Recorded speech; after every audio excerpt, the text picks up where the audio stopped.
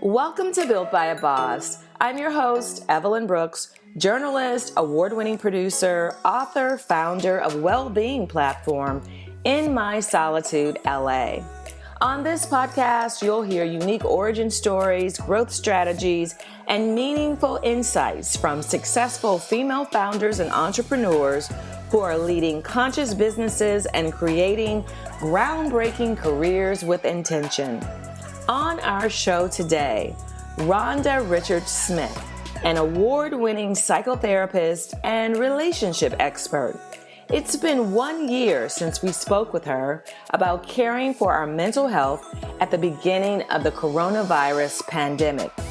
Now she's back to share her thoughts with us on rebuilding our lives, avoiding the trap of comparing our progress to others, the emotional fallout of women leaving the workplace, and how to coexist with your coworkers on the opposite side of your political spectrum as some of us return to the office. Her advice has been featured in Oprah Magazine, Us Weekly, Bravo TV, Ebony, Teen Vogue, and Glamour Magazine, among others. Rhonda offers some really insightful tips and practical takeaway that we can truly use right now. Thanks for listening and enjoy the conversation. Welcome, Rhonda Smith, therapist, a guru who's going to guide us through the exit of COVID. Oh my God. So what's amazing about this moment is when the pandemic started, we had a conversation about navigating through it, how to deal with loss and all the different things that we were feeling from being cooped up. And so now we are kind of at the tipping point where it's been a year since the pandemic started. So it's the anniversary, which is crazy. And then so much has changed. I wanted to talk to you about just how to navigate the exit. You know what I mean? It's kind of like when you've been through trauma, which is what we've all been through, and it's almost over. How do we prepare ourselves to be released without just going nuts? It's going to be tough. It's going to be tough, myself included. It's going to be really difficult. But I think back to a year ago, and we talked a lot about the importance of intention. And I think that we really have to do everything that we can to be intentional about, what it is that we're doing and how we're going to make that transition. I know for myself, I know for many colleagues, friends, and family, people have really used this time over the last year to really take a look and examine what it is that they want their lives to look like. And I think for many of us, when that point does come, and that might vary depending on what state you are or what part of the world that you're listening from, it might vary. But I think for many of us, things might look very different once we do transition kind of back into our regular routine. Right. And so for so many of us, there isn't a regular routine anymore. There was the feeling of, what do I do with myself now that I'm in the house and I can't leave? But then it's kind of like, what do I do with myself now that I can leave, but I can't go back to my normal routine? Maybe you don't have that job anymore, or maybe that business is gone. We're in a space where last time we were dealing with loss in a way, and now we're dealing with loss, but starting over. Give us some tips on kind of how do you get started when the thing that maybe you poured your life and energy into is no more, but now you're free to start something new, but then that's so challenging. It's really tough. It's always difficult to start over, especially when you didn't necessarily have the choice to start over, as you mentioned. So if there's some industries where it's going to take quite a while for them to recover, if ever, just based on the nature of the pandemic. And so it's really tough. I think the first step is really granting yourself grace, which I think is something that we talked about a year ago as well. Really making sure that you don't beat yourself up if you don't have all of the answers. Because at the end of the day, none of us have all of the answers, right? And sometimes we put a lot of pressure on ourselves to know exactly what to do. If you're making a career change, the assumption is we've got to excel at it immediately. We've got to know exactly what we want to do, how we're going to do it. We're going to do it really quickly and be really successful at it. We have to accept the fact that when you're starting over, you're going to make mistakes, and it's okay to make mistakes. And I think everything that we can do to kind of build our tolerance toward being okay with that within ourselves, just understanding, accepting that we're not perfect, no one is. And in order to build your life almost from scratch, you're going to have to accept that mistakes are going to be made. That's okay. And that's actually part of the process to get you to the next level. So how do you deal with the resentment attached to that? Because you didn't ask for it, and here you are, you're starting again. And, there's some emotion attached to that. And that emotion can sometimes get in the way from that new beginning. So how do you know that maybe that you are resentful? First of all, identifying that. And then once you do, figure out, what, I'm pissed. You know what I mean? Then what can you do to kind of, begin again? It doesn't feel fair. I mean, I think that many of us have been in situations where it just doesn't feel fair. And I think we're still kind of grieving and experiencing that loss of the lives that we thought we would live probably for the rest of our lives. I think most of us had an idea, especially as you become an adult, you have an idea of what trajectory you want to take. And so because of the pandemic and also the social unrest and all of the other different things that have been happening, I think that shifted for almost everyone on the planet, to be honest. It's so rare to have a situation that impacts every single person on the planet like this has. And so you're going to be frustrated, you're going to be angry. And again, I think that that's okay. It's important to allow yourself to feel those feelings.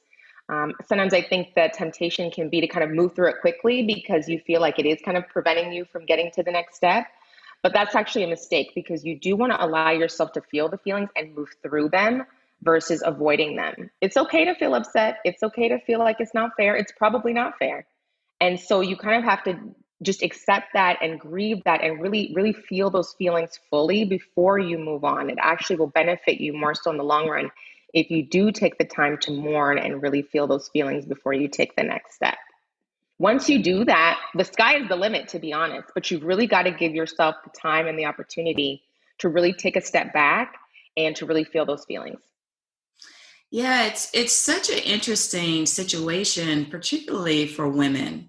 And I saw an article that talked about how so many women literally left the workforce during the pandemic.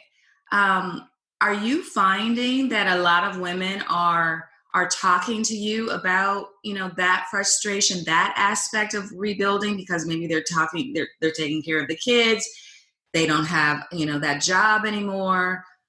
What are you finding to be the point of view out there?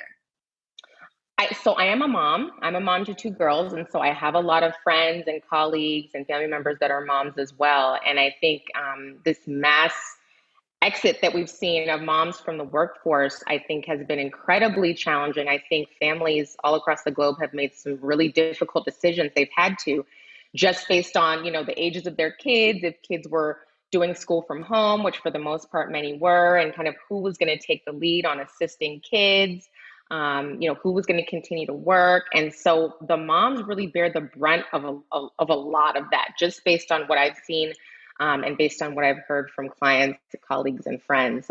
Moms really had to bear that burden, and it was difficult. And I think for many moms are feeling a bit of resentment over that. And so even though the world is kind of starting to open back up, I think there are going to be some pretty strong residual effects based on that. Some people, as you mentioned, completely have left their jobs completely. And they may not be able to return anytime soon, just based on the decisions that they're making for their kids and for their education. So again, a situation that you're kind of forced into, it's really difficult. I think it's also had an impact on relationships. I was gonna ask you about that. If moms are in long-term partnerships or they're married, I think that that's caused a lot of extra stress and tension as well. So it's been really difficult.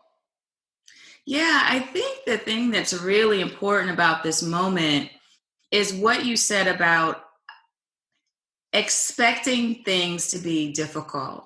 because a lot of times, because we were all in a bubble, you know, we didn't have the benefit of being able to see that a lot of people are going through what you're going through. And so you thought maybe you were the only one that was going through that. And so being able to kind of connect with other people, moms now, and have tea or have coffee and be able to talk about it, you think that would be helpful, because then you get to really share and swap stories, because, you know, we haven't really been able to do that. I think it's really important because I think the main piece that's made this so challenging is the isolation piece. And isolation is never a good thing. And so, you know, I think we've changed the lingo over the last year, and we've said, you know, socially distant. We want to be sure that we're socially distant and not isolated. But I think that in reality, many of us, especially moms, have been isolated. That's just the reality. I think that in terms of like reaching out to friends and family, again, it feels different because if it's done virtually or if it's done, you know, with a mask from 6 feet away, it just doesn't quite feel the same. So I think there's still an element of that that can feel incredibly isolating. So I think that the more we can gather safely and or get together and connect digitally, I think will really benefit us in the long run. And again, it's different. It may not feel comfortable. It may feel kind of awkward or bizarre, but I think it's something that we have to adjust to, because more than anything, we have to maintain our connections with each other. That just makes everything so much easier emotionally, especially, you know, based on everything that we're dealing with right now. It's really helpful to have your support system in place. Absolutely. You know, another thing I think is really important, and I wanted to talk to you about this because I know that you will really give some strong advice for everyone out here that may be going through the idea of comparison, right? Everybody's rebuilding in some type of way. But when we go on social media, sometimes it looks like the pandemic didn't stop for some people. Absolutely. And they are doing better than they ever. I mean, they're out here building rocket ships and the whole 9 yards. And you're just like, oh my God, what am I doing? So I know that everybody is going through that just a little bit. So how do we manage like that anxiety we have of, you know, when is our success coming, or comparing yourself to other people? Because that can really get in the way of your forward movement and motion when you're trying to start over. Absolutely. And it's really difficult. I mean, I didn't grow up with social media, so I think the experiences of the younger generations and my kids is going to be very different in that respect. But when you're looking at social media, we know, and we know that it's a snapshot, right? We always say that it's a snapshot. You know, this isn't someone's full life, but it can still look very exciting and appealing. And as you mentioned, it could look like people are building rocket ships, and it's like, wow, you know, the goal for me was just to get out of bed today and make myself some breakfast and make sure I take my vitamins, because I have days like that. If I can take my vitamins in the morning, maybe do a meditation, I'm winning for the day. I'm winning for the day. And so I think we, again, have to be really grant ourselves grace and be flexible with ourselves, because we all have great days where we're really productive and we're really able to push through. And then we have other days where, you know, we're just not able to for whatever reason. And that's okay too. I think we have to just grant ourselves that space and understand that every day is not going to look the same. And that's all right. You can still have forward movement. You can still have progression and not grind hard every single day. There's a way that you can kind of balance or juggle that to really work best for you. But it's tempting. It can be tempting because it seems like people are moving so much faster than you. But I would say typically it's not always what meets the eye in terms of what you're seeing online. And so you have to kind of gain an understanding that we're all on our own journey. Mm-hmm. And what's for you, what's meant for you, you are going to have it. If you want it and you're intentional about it and you're doing, you know, everything that you can to have some forward progress, it's going to happen if it's meant for you. And so whatever it is that someone's able to achieve or get maybe more quickly than you do, there's nothing wrong with that because that's their journey. And so there's something that I always tell my kids too, is that you don't want to get something before you're ready, which is, I think, the other piece of this that gets really tricky, and we don't always want to hear this.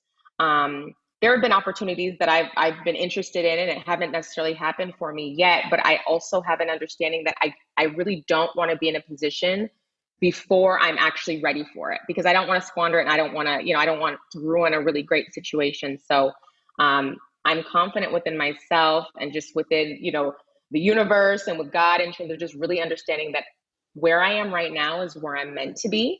And just, I accept that and I just move forward and do the best that I can daily. So I always encourage my clients to do the same, and just walk your own journey. And just because you see a photo or a video, you have absolutely no idea what is going on behind closed doors. Ask me how I know. I'm a therapist. So things can look really beautiful. Things can look amazing. It can look like, everything is going very, very well.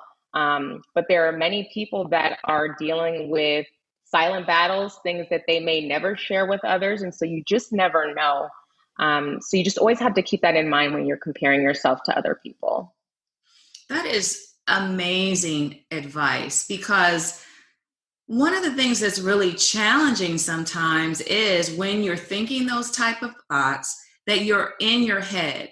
And so when you have a chance to get out of your head and say it out loud and talk to a therapist, or just talk to a friend, today I saw such and such and it made me feel like XYZ. And then sometimes that person can help you put it into perspective. You know what I mean? Because that's the thing to me that's missing is perspective. Absolutely. And two, and just, knowing some people in my own life, it can appear on the outside as though people are coming out of nowhere. Like, wow, I've been working for 20 years. I've never heard of this person before. And, they come from out of nowhere and had all this success. A lot of times we really don't know people's stories, and we think we know. Mm-hmm. We think we know. We typically don't have any idea how they got there. And so we can make a lot of assumptions and go down the rabbit hole of like, oh, well, it must be been because of this, or maybe it's because they know that, or they know someone. But at the end of the day, you really don't know many of the stories of the folks that you follow online. And so we make a lot of assumptions about who people are, what their upbringing might have been, maybe their connections or other situations. And so it can be easy to use that also to sometimes discourage yourself and say, well, I didn't go to an Ivy League school, so there's no way that I'm going to get this opportunity. I'm sure that that's why she got this. I don't have that, and there's nothing that I can do about it. So it can be a double-edged sword. So again, you really don't know at the end of the day their journey. You can never really walk in anyone else's shoes truly, and so you have to be careful that you're not making assumptions and beating yourself up about something that typically isn't even based in fact. Oh, so good. It's just so true.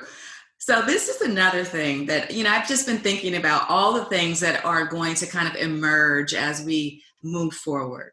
So we know that this past summer, we had so much social unrest.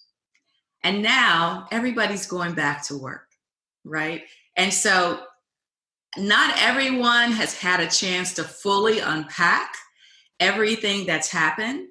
And so now you may be sitting next to that person who has not really been in contact with someone of, another race, or hasn't been able to really talk about it. And so now we're in kind of that bubble of work.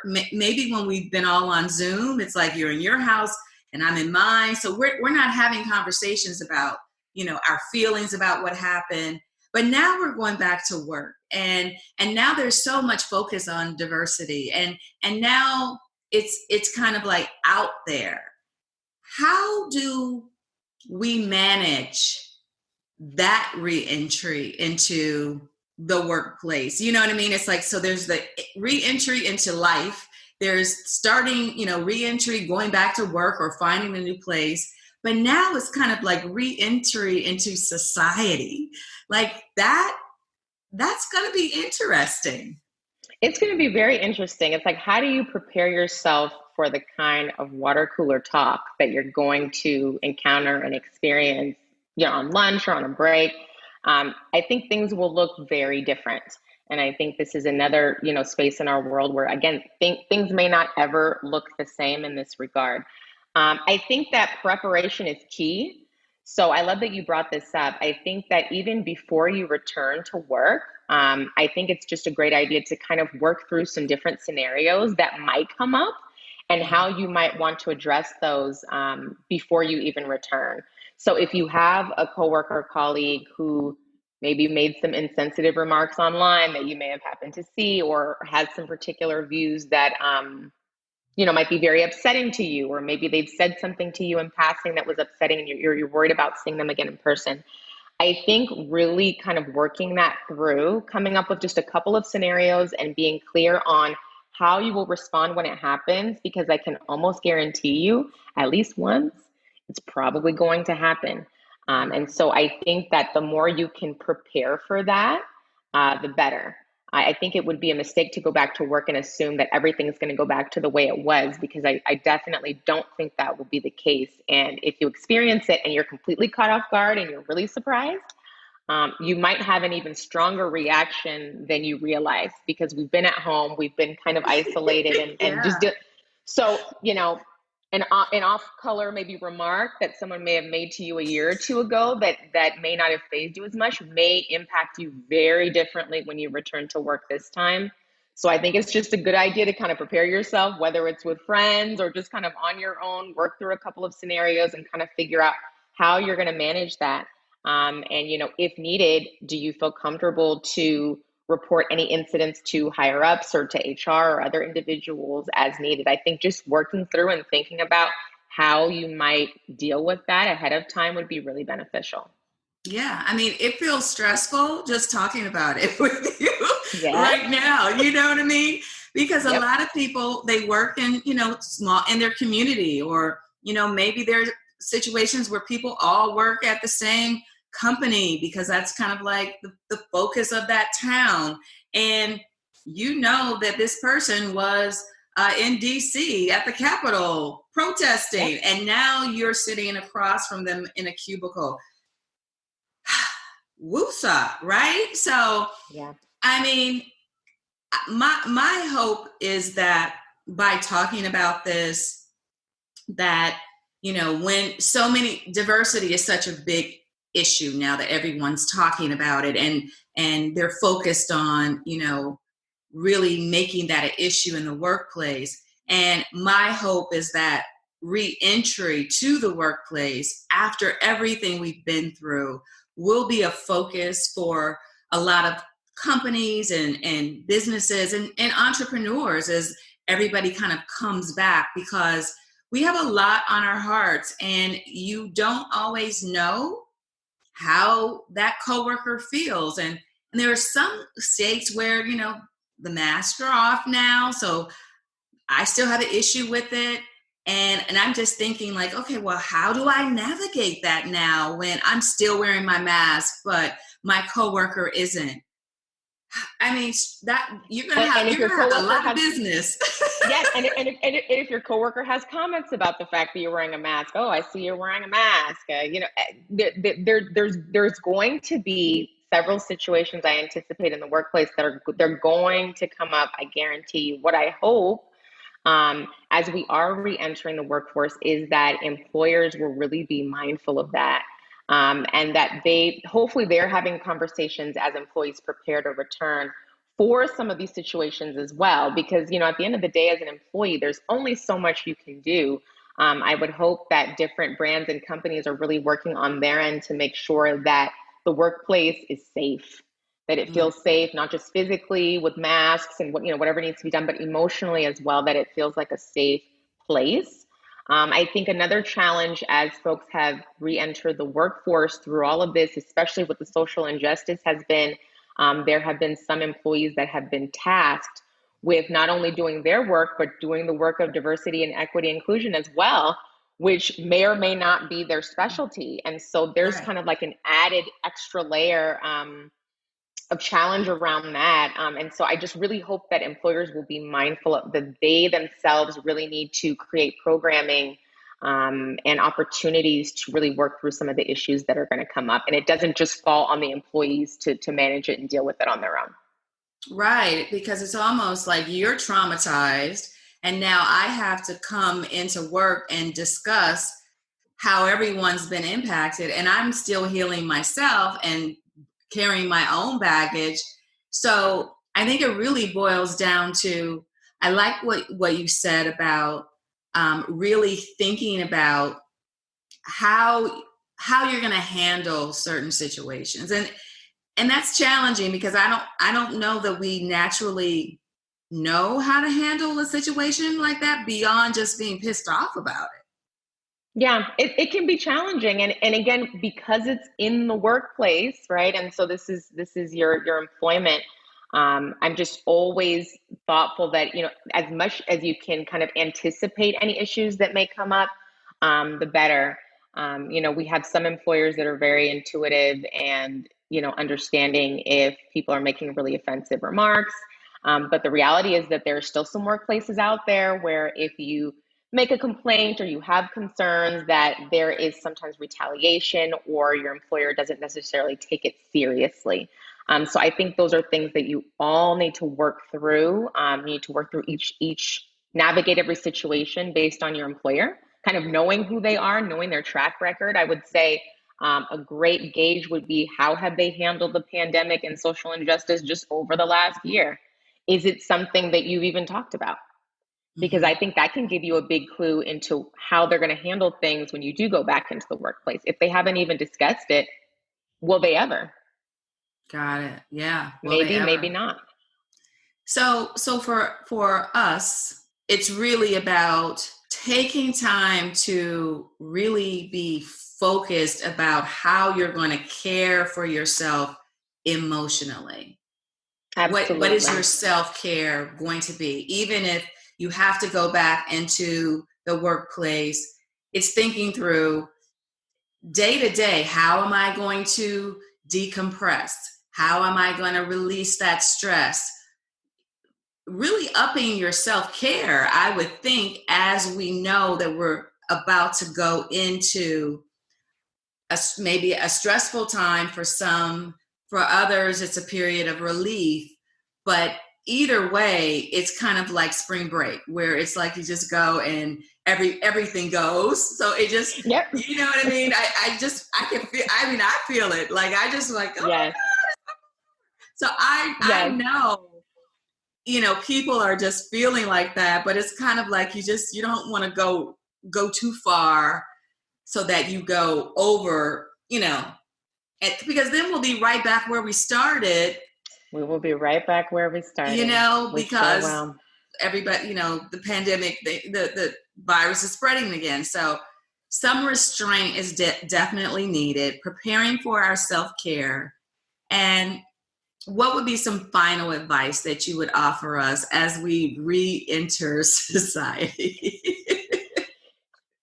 I think granting ourselves grace is important. I think in many cases, we will have to grant others a lot of grace too, especially as we re-enter. And I think that just based on the nature of the pandemic and on the social injustice issues, that might be the greatest challenge. Will be granting others grace, having an understanding that for many of us, if we haven't seen each other in person over the last year, you may or may not really know what that person experienced over the last year. Did they suffer several losses over the last year? Were they sick? Were they positive for COVID-19 and had to cope with that? And so, maybe they knew a friend or family member that was impacted by police brutality. There's so many different things that have happened over the last year. And so I think that I hope that everyone will be intentional and careful as they return and kind of as things open back up again. But I think also understanding that we will all have a really different emotional reaction when we do. Some of us will be very overwhelmed. Some of us may feel really sad. Some of us may be very excited and we want to be all over the place. Some of us may still have a lot of resentment and anger about what's happened over the last year. And so I think it's just going to take some time for us to kind of all heal and move through it. And I think as we give ourselves grace, if we can give others at least that same amount of grace if possible, I think that'll make the world a much better place. And I'm really hoping that we're able to move through it together. Wonderful advice as always. Thank you so much, Rhonda Smith. I love talking to you because you just give such practical advice. And I just think, we always benefit from hearing from you. Tell everybody how they can find you, because I just want you to be so booked, booked, blessed, and busy. I've been blessed to be booked. I mean, we've had a lot going on over the last year, thank goodness. But you can find me on my website at rhondasmith.lcsw.com. And you can also follow me across all social media platforms at Rhonda Smith, LCSW. Thank you so much. And we will see you next time. Thank you.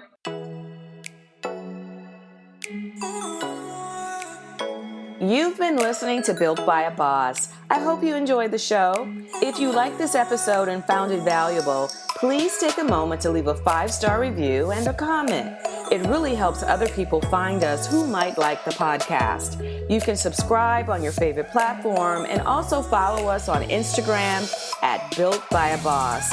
If you're interested in more content about wellness, mental health, entrepreneurship, and spirituality, be sure to visit our website, inmysolitudela.com, and sign up for Slow Flow Yoga Sunday. The first class is free if you join our mailing list, and you can also receive 15% off an intention candle making experience. As always, thanks for listening. I am so grateful for you. Until next time, be kind, be brave, be better, be a boss.